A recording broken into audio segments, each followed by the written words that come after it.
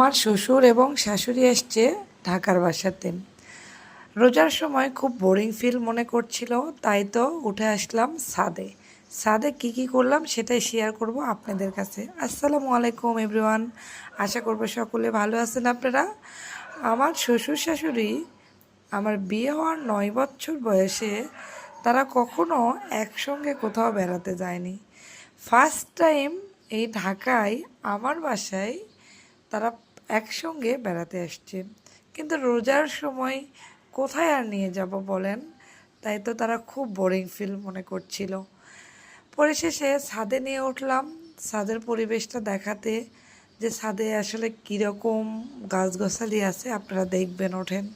তো আমার শ্বশুর একটু ঘুমিয়ে পড়েছিল, শ্বশুর উঠতে পারে নাই, তবে শাশুড়িকে নিয়ে আমার ছেলেকে নিয়ে ছাদে উঠেছিলাম। তো ভিডিও করলাম, কিন্তু ভিডিও করার তেমন কেউ ছিল না।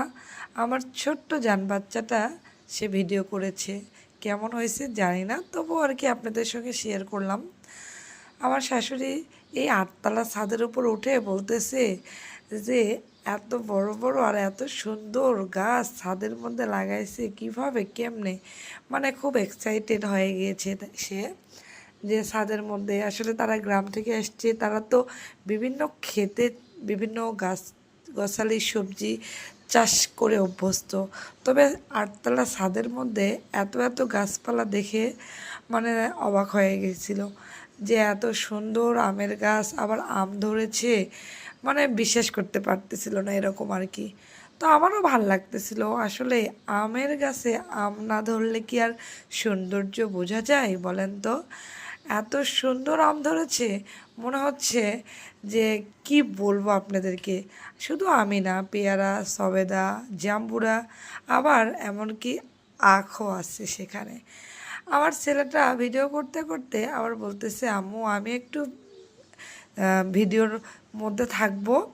তো পরিশেষে আমি আবার ফোনটা নিয়ে মা ছেলের ভিডিওটা একটু ধারণ করে নিলাম।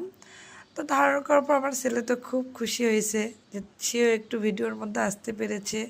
কিন্তু কি করার বলেন, আমাদের তো ভিডিও করে দেওয়ার মতো কেউ ছিল না, এই জন্য আমরা মা ছেলে দুইজনেই শেয়ার করে কিছু কিছু ভিডিও করেছি। এই ভিডিওটা করলাম এই জন্যই যে এতটা সময় ছাদের মধ্যে আছি, আমার শাশুড়িও আশপাশে দেখতেছিল, আর আমিও ভাবলাম যে কি করলাম না করলাম আপনাদের সঙ্গে একটু শেয়ার করি। তবে আপনারা কি ভাববেন আমি জানি না, ভিডিওটা আমার ছেলে করেছে, মাশাআল্লাহ ফার্স্ট টাইম ও ভিডিও করছে, অনেক সুন্দর হয়েছে। তো আপনাদের আপগুলো দেখে